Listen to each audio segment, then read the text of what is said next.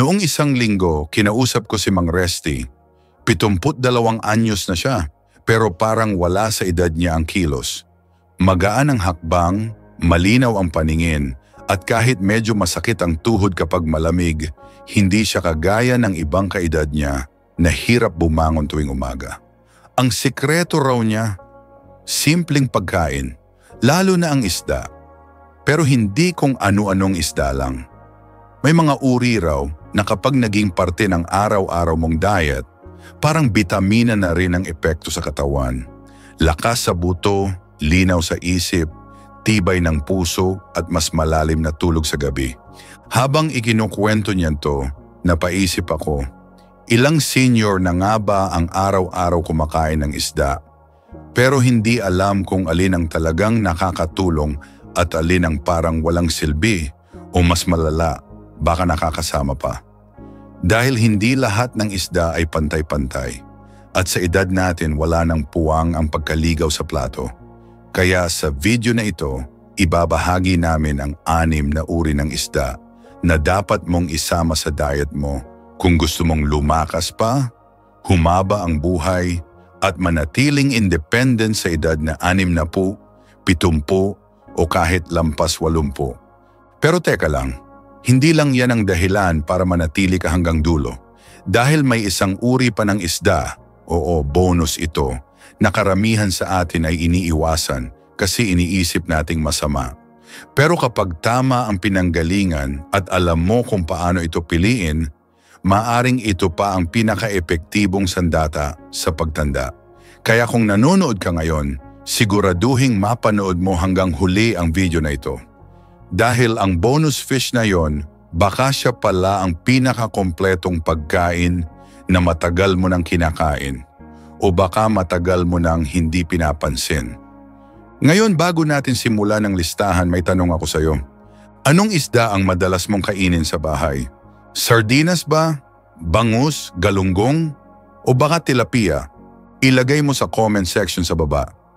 Gusto naming malaman kung anong klaseng isda ang laman ng hapag mo. At habang binabasa namin yan, baka isa sa mga paborito mo ay kasama sa listahan. O baka kailangan mo na pala siyang palitan. Sa video na ito, hindi lang tayo magbibigay ng impormasyon. Ipaparamdam namin sa iyo kung paanong ang tamang pagkain ay kayang baguhin ang takbo ng katawan mo. Mula utak, puso, tuhod, hanggang buong lakas mo araw-araw. Dahil kung minsan ang sikreto ng mahabang buhay ay wala sa mahal na gamot, kundi nasa murang isda na minsan ay nakalagay lang sa tabi ng palengke. Handa ka na ba? Simulan na natin ang unang isda, pero tandaan, ang ika-6 ay napakahalaga. At ang bonus maaaring magpabago sa pananaw mo sa pagkain habang buhay. Isa, sardinas. Sa totoo lang, madalas nating balewalain ang sardinas. Mura kasi, dilata lang, at minsan pa nga'y iniisip ng iba na pagkain ng gipet. Pero alam mo ba, sa edad na lampas 60, ang sardinas ay maaaring maging pinakamakapangyarihang kakampi ng katawan mo? Di nga biro. Balik tayo kay Mang Resty. Nung nagkapandemya, minsan halos wala na siyang budget para sa karne o prutas. Kaya araw-araw, sardinas sa kanin. May konting mantika, minsan may kamatis. Simpleng ulam, pero hindi niya akalain. Paglipas ng ilang buwan, bigla raw siyang nakatulog ng dire-diretso tuwing gabi. Ang dating panakit ng tuhod sa umaga, parang nawala. At sa huli niyang check-up, tumaas daw ang calcium level niya at bumaba ang blood pressure. Ang tanong niya, may kinalaman ba ato sa sardinas? Oo, meron. Malaki. Ang sardinas ay may taglay na omega-3 fatty acids, particular ang EPA at DHA. Ito ang uri ng omega-3 na diretsyong inaabsorb ng katawan, lalo na ng mga may edad. Ang DHA, kung hindi mo pa alam, ay pangunahing bahagi ng utak mo. Sa edad, bumababa ito. Kaya kung madalas kang makalimot, mabilis mapagod, o parang mabagal mag-isip, posible na kulang ka sa DHA. Sa pagdagdag ng sardinas sa diet mo, para kang naglalagay ng langis sa makinang nangangailangan ng maintenance. Hindi lang utak ang tinutulungan ng sardinas. Isa rin itong natural na source ng calcium at vitamin D. O, mas marami pang calcium kaysa sa gatas. Kapag pinagsama ang dalawa, mas madaling ma-absorb ng katawan ang calcium sa buto.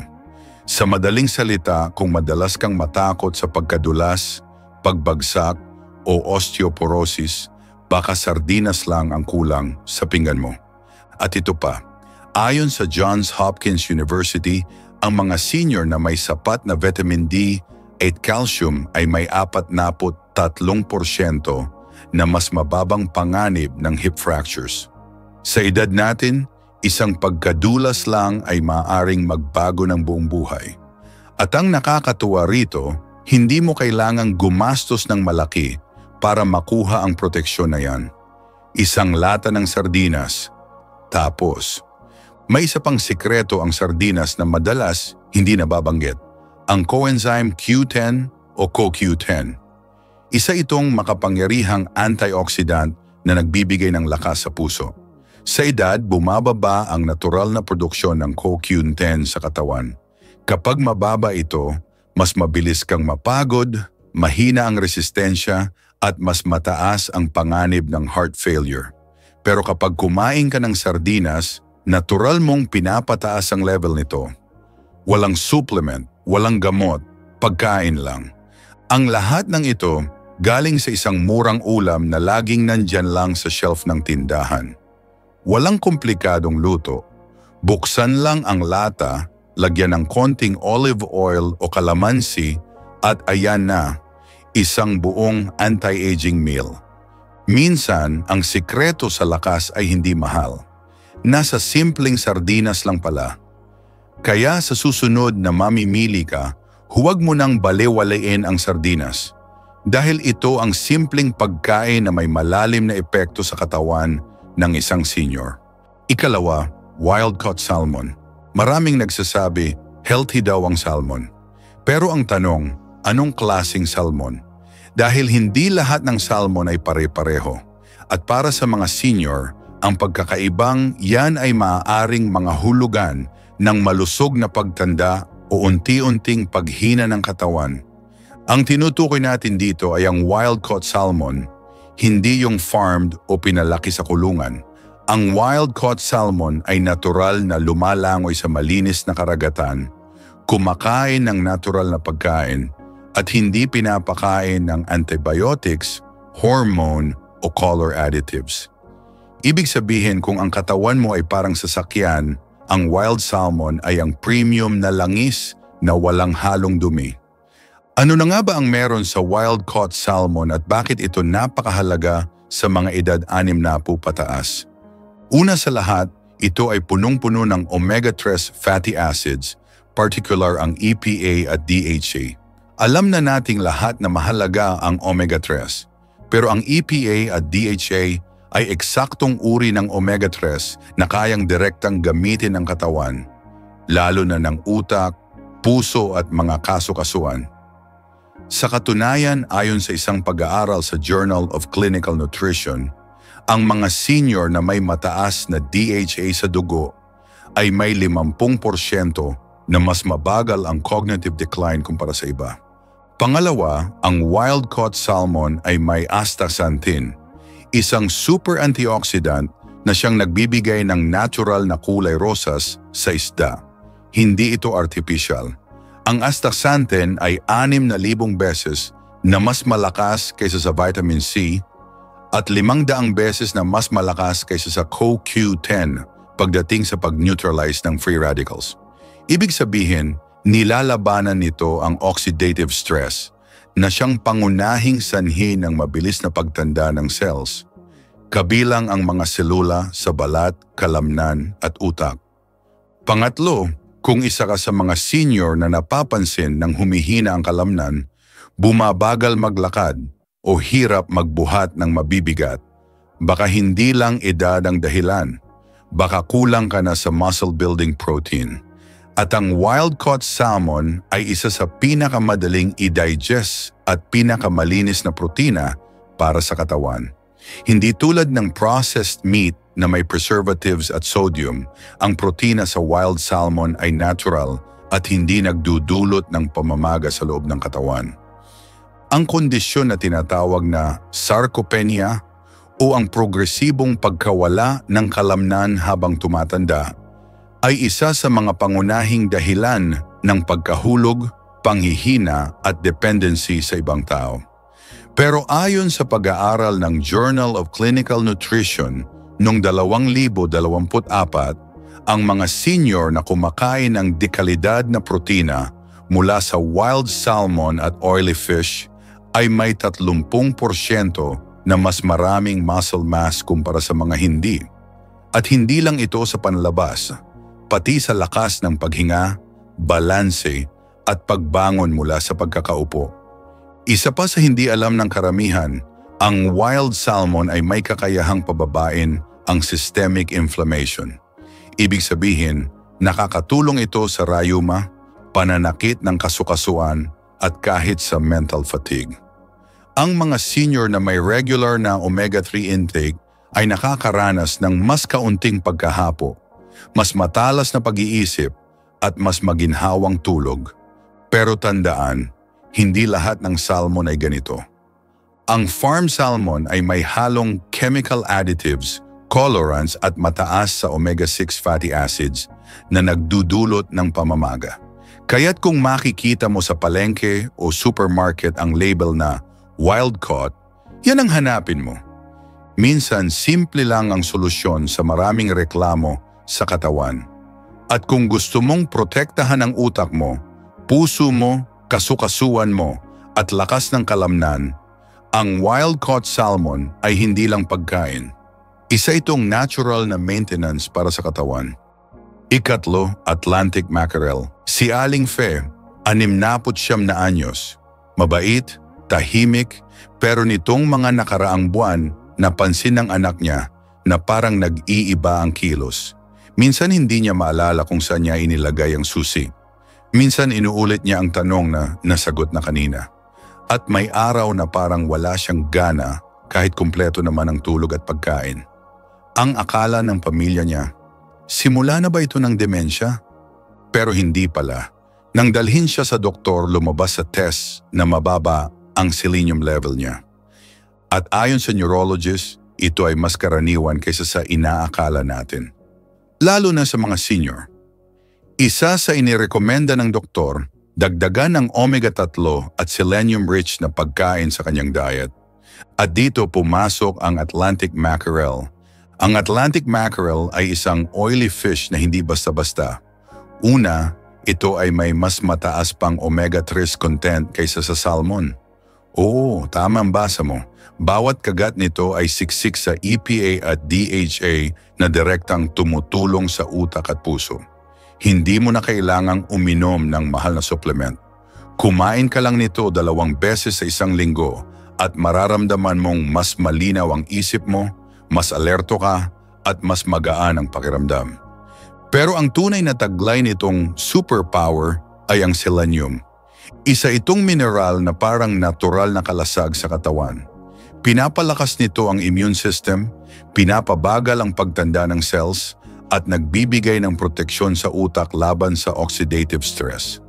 Sa edad, bumababa ang selenium sa katawan, at kapag kulang ka rito, mas madaling magkasakit, mas madaling kapitan ng impeksyon, at mas mabilis ang cognitive decline. Ayon sa isang longitudinal study na inilathala sa Journal of Aging Research, ang mga senior na kumakain ng oily fish tulad ng Atlantic mackerel 3 beses kada linggo ay may 52% na mas mababang risk ng stroke, 43% na mas mababang risk ng dementia. Mas malakas na grip strength, isang indicator ng general longevity. Isipin mo, isang simpleng isda, pero para itong vitamin sa utak, energy booster sa katawan, at proteksyon sa buong immune system. At may bonus pa, ang Atlantic mackerel ay natural na mababa sa mercury. Dahil maliit na isda ito at maiksi ang buhay, hindi ito nag-iipon ng toxic heavy metals tulad ng swordfish o king mackerel. Kaya safe ito para sa mga matatanda, buntis at kahit bata. Ang mas nakakatuwa pa, abot kaya ito. Hindi mo kailangang bumili ng imported na brand. Maraming available na canned Atlantic mackerel sa mga tindahan ngayon, minsan sa ilalim ng ibang pangalan. Kaya magtanong ka, baka nasa harap mo na pala ang susi sa lakas mo. At si Aling Faye, pagkatapos ng ilang linggo ng regular na pagkain ng mackerel, unti-unting bumalik ang sigla niya. Mas alerto siya, mas masaya, at hindi na raw siya naguguluhan sa simpleng bagay. Hindi magic ang nangyari, kundi nutrisyon. Minsan, ang mga sintomas ng sakit ay hindi agad ibig sabihin ng katandaan. Baka kulang lang sa tamang isda. Ika-4, herring, alumahan, tunsoy. Marami sa atin ang lumaki sa almusal na may pritong alumahan. May suka sa gilid, kanin at kape. Yung iba tinapa, yung iba naman ginisa. Pero sa paglipas ng panahon, unti-unting napalitan ito ng hotdog, corned beef, o kung ano-anong processed food na madali lang lutuin. Ang tanong, bakit natin tinalikuran ang isa sa pinakamasustansyang isda sa hapag natin? Ang herring o sa atin ay kilala bilang alumahan o tunsoy ay hindi lang simpleng ulam. Isa ito sa mga tinatawag na forgotten superfoods, murang isda na may taglay na nutrisyon na bihira sa iba. Unang-una, ito ay may sobrang taas na DHA, isang uri ng omega-3 na direktang nagpapalakas sa pisikal na estruktura ng utak. Sa edad, bumababa ang DHA sa katawan at ito ang dahilan kung bakit mas madalas tayong makalimot, mapagod o mawala ng focus. Pero ayon sa isang malaking pag-aaral sa Journal of Neurology, ang mga senior na kumakain ng high DHA fish tulad ng herring kahit 2 beses sa isang linggo ay may 60% mas mababang posibilidad na magkaroon ng demensya. Hindi lang utak ang pinoprotektahan ng herring. Isa rin ito sa iilang isda na may halos perpektong omega-3 at omega-6 na balance. Ibig sabihin, pinapababa nito ang inflammation sa katawan nang hindi pinapalala, hindi tulad ng ilang meat o farmed fish. Kapag mababa ang inflammation, mas magaan ang pakiramdam, mas malusog ang arteries, mas malakas ang kasukasuan, at mas mababa ang panganib sa arthritis, stroke, at sakit sa puso. May dagdag pa, ang herring ay mayaman sa natural na selenium at vitamin A. 2 micronutrient na madalas kulang sa mga matatanda. Ang selenium ay tumutulong sa immune defense at thyroid function, habang ang vitamin A ay mahalaga para sa paningin, skin regeneration, at pagsugpo sa mabilis na pagtanda ng cells. Kapag kulang ka sa mga ito, mas madali kang kapitan ng sakit, bumagal ang paggaling ng sugat, at mas madali kang mapagod. Pero kung may herring ka sa plato mo, parang may natural na multivitamin ang katawan mo. At ang pinakamagandang parte, abot kaya ito, madaling hanapin, at hindi kailangan ng komplikadong luto. Kaya kung ikaw ay senior na gusto pa ring magluto ng sarili o naninirahan mag-isa, kayang-kaya mong ihain ito sa sarili mo. Mabilis, mura at masustansya. Kung nagustuhan mo ang ganitong klaseng payong pangkalusugan para sa edad natin, mag-subscribe ka na dito sa Gintong Edad. Dito, linggo-linggo tayong nagbibigay ng impormasyon para sa mga tulad mo, para sa lakas, talino at tibay ng mga senior. At gusto rin naming marinig ang boses mo. Paki-comment nga. Kumakain ka pa ba ng alumahan? Anong paborito mong luto? Sabihin mo sa comments sa ibaba. Binabasa namin lahat yan. Minsan, ang tunay na kayamanan ng kalusugan ay hindi nasa mamahaling pagkain. Nasa lumang ulam na minsan mong minahal at kailangan mo ulit yakapin. 5, galunggong. Si Mang Ador, 68 anyos. Security guard sa isang maliit na compound sa Bulacan. Araw-araw siyang pumapasok, minsan night shift, minsan day shift. Walang reklamo, walang sakit, hindi nga siya madalas nagbakasyon. Ang tanong ng mga kaibigan niya, paano mo nagagawa yan, Ador? Parang hindi ka napapagod. Ang sagot niya, simple, galunggong araw-araw. Hindi siya nagbibiro. Sa kanyang almusal, tanghalian o hapunan, palaging may galunggong, ginisa, pinirito, minsan sinigang.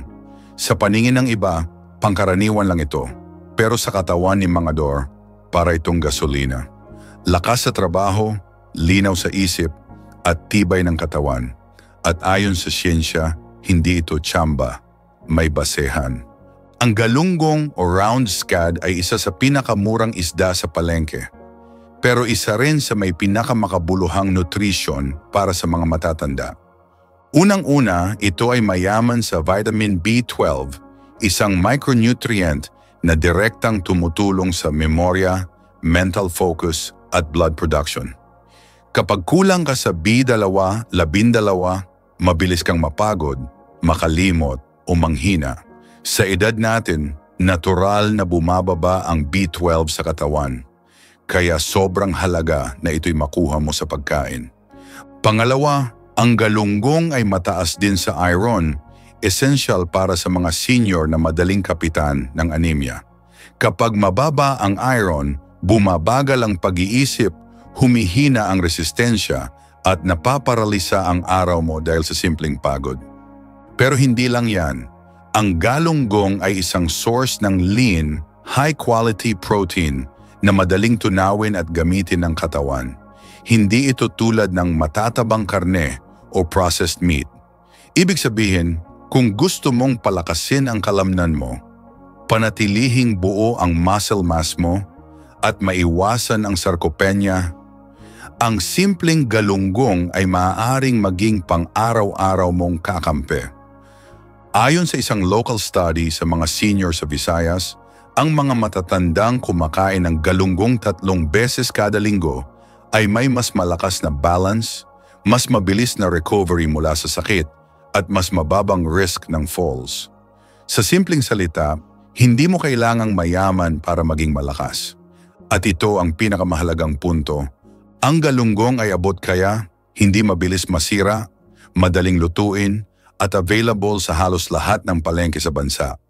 Ibig sabihin kahit sa pinaka-ordinaryong araw, kaya mong palakasin ang katawan mo. Basta alam mo kung anong isda ang pipiliin. Kaya kung ikaw ay senior na gustong manatiling aktibo, alerto, at malaya sa katawan mo, huwag mong ismulin ang galunggong. Hindi man ito sosyal pero isa itong superfood ng mga bayani ng araw-araw. Minsan ang lakas ng katawan ay hindi galing sa ginto, galing sa galunggong. Ika-6, bangos, milkfish. Kapag sinabing bangos, anong unang pumapasok sa isip mo?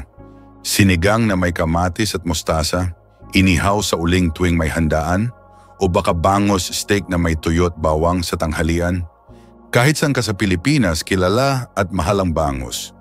At hindi lang dahil ito ang national fish ng bansa, kundi dahil ito'y parte na ng ating kultura, lutong bahay at alaala ng kabataan. Pero alam mo ba, bukod sa pagiging paborito sa lasa, ang bangos ay isa ring powerhouse pagdating sa nutrisyon ng matatanda. Unang-una, ang bangos ay mayaman sa omega-3 fatty acids. Ito ang tumutulong sa puso, utak at kasukasuan. Kapag regular kang kumakain nito, bumababa ang risk ng stroke, heart attack at cognitive decline. Sa edad na 60 taas, ito ang klase ng proteksyon na kailangan natin. Natural, masarap, and walang side effect. Bukod sa omega-3, ang bangus ay punong-puno ng protina na madaling i-absorb ng katawan. Ang protinang ito ay mahalaga sa pagpapanatili ng muscle strength, lalo na sa mga senior na unti-unting humihina ang kalamnan. Ayon sa isang lokal na nutrition study, ang regular na pagkain ng bangus ay may kinalaman sa mas mababang risk ng sarcopenia o pagkawala ng muscle mass sa edad. Hindi lang yan. Ang bangus ay mataas din sa calcium at phosphorus. 2 sangkap na nagtutulungan para sa malakas na buto at matibay na resistensya. Kung ikaw ay may arthritis, madalas mapagod o hirap sa pagbangon, baka ang bangus ang isa sa mga pagkain na makakatulong sa iyo araw-araw. At ito ang magandang balita. Available ang bangus sa halos lahat ng palengke sa bansa. Marami ring paraan ng pagluluto, pinirito, inihaw, sinigang, bistec style, relenado, depende sa hilig mo. Hindi mo kailangan ng mahal na sangkap o masilang recipe para makuha ang benepisyo nito. Basta't isama mo lang ito sa diet mo kahit 2 beses sa isang linggo, makikita mo ang epekto sa katawan mo. Mas malalim na tulog, mas magaan na kilos, at mas matalas na isipan. Kaya kung ikaw ay lumaki na may bangus sa hapagkainan, baka panahon na para muling yakapin ang isdang ito, hindi lang dahil sa lasa, kundi dahil sa lakas na kaya nitong ibalik sa'yo. Ang sikreto ng tibay minsan nasa pamilyar na ulam lang. Bonus, wild-caught tilapia. Si Aling Merly, 66 na anyos, masipag na misis, palaging nag-aalaga sa mister niyang si Mang Nestor, 70 taon. Araw-araw siya ang namamalengke, siya ang nagluluto, at ang paborito niyang ihain, tilapia. Pritong tilapia, inihaw na tilapia, paksiw na tilapia. Ang paniniwala niya, magaan ito sa tiyan, masustansya, laging fresh sa palengke. Pero sa pagdaan ng mga buwan, napansin niyang si Mang Nestor ay madalas nang mapagod, parang bumabagal mag-isip at minsan ay sumasakit ang tiyan. Akala nila dahil lang sa edad. Hanggang sa isang araw nakapanood si Aling Merly ng programang pangkalusugan na nagtuturo ng pagkakaiba ng farmed at wild-caught tilapia. Doon niya napagtanto, ang tilapia na madalas niyang binibili ay galing sa palaisdaan na marumi, pinapakain ng commercial feeds, at may halong antibiotic. At sa mga senior na mahina na ang katawan, ang ganitong uri ng tilapia ay maaaring makasama sa halip na makatulong. Mula noon, sinimulan niyang hanapin ang wild-caught tilapia. Medyo mas mahal, mas mahirap hanapin, pero sa tamang tindera at kilalang mangingisda, nahanap niya rin. At ang epekto, pagkaraan lang ng 2 linggo, napansin niyang si Mang Nestor ay hindi na masyadong hinihingal sa pag-akyat ng hagdan. Hindi na nagre-reklamo sa pananakit ng sikmura. Mas madalas ding ngumingiti. Hindi sila nagpalit ng gamot. Hindi sila bumili ng vitamins. Isda lang ang pinalitan. Ang wild-caught tilapia ay may taglay na lean protein na madaling tunawin at gamitin ng katawan para sa pagpapanatili ng muscle mass at tibay ng kalamnan. May taglay din itong omega-3 fatty acids, mas mababa kaysa sa sardinas pero sapat, na tumutulong sa heart health at brain focus. At dahil ito'y natural na lumaki sa malinis na tubig at hindi pinakain ng chemicals, ito'y ligtas para sa mga senior. Ang tilapia ay isa sa pinakapamilyar at madaling lutuin na isda. Pero kapag mali ang pinanggalingan, maaari itong magdulot ng pamamaga, alta presyon, o mas matinding pagkapagod. Pero kapag tama ang source, ito ay isang lihim na sandata sa malakas na katawan. Kaya bago mo tuluyang alisin ang tilapia sa pinggan mo, tanungin mo muna ang sarili mo. Ito ba'y wild o farmed? Dahil baka pala, ang akala mong masama ay siya palang makakatulong sa'yo, basta sa tamang paraan. Ngayong alam mo na ang 6 na isdang kayang palakasin ang utak, puso, tuhod at buong katawan mo, tanungin natin ang sarili. Ilan dito ang regular mong kinakain at alin ang ngayon mo palang nakilala? Sa panahon ngayon na sobrang daming komplikadong payo sa kalusugan, minsan ang sagot ay nasa simpleng ulam lang, isda. Pero hindi basta isda, kundi yung tamang uri sa tamang paraan at may tamang kaalaman. Ang katawan natin ay parang halaman. Kapag binigyan ng tamang nutrisyon, kahit may edad na, pwedeng muling sumigla, lumakas at tumibay. Ang mga sardinas, wild salmon, mackerel, alumahan, galunggong at bangus ay hindi lang pagkaing Pinoy. Sila'y mga susing pagkain para sa mas mahabang buhay. At kung napansin mong wala ka pang regular na isda sa diet mo, ngayon ang tamang oras para simulan. Kahit 3 beses lang sa isang linggo, may malaking epekto na ito. Ngayon gusto naming marinig ang boses mo. I-comment mo sa ibaba. Aling isda ang gusto mong subukan pagkatapos ng video na ito? Ang sagot mo ay maaaring makatulong din sa ibang senior na nagbabasa ng comment section. At kung gusto mong makakuha pa ng ganitong uri ng simpleng pero powerful na payong pangkalusugan, mag-subscribe ka na sa Gintong Edad at i-share mo rin ang video na ito sa mga mahal mong senior. Dahil sa Gintong Edad, bawat linggo ay may bagong kaalaman para sa tibay, talino at tunay na lakas mo.